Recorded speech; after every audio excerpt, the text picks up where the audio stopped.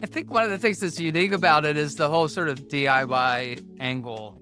It sort of puts out on the table at the forefront, like you can come to the conference with the acknowledgement and the acceptance that like we're all figuring out what works and what doesn't.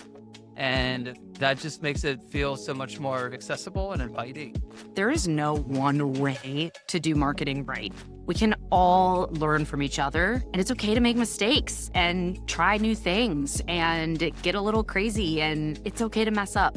So I've been really appreciative of the perspective at this conference. I've learned a lot myself. So I'm hoping that people come away understanding more about how to be efficient with their resources, how to balance their time between internal and external support, and how to keep up with the latest trends, including technology such as AI and other emerging opportunities.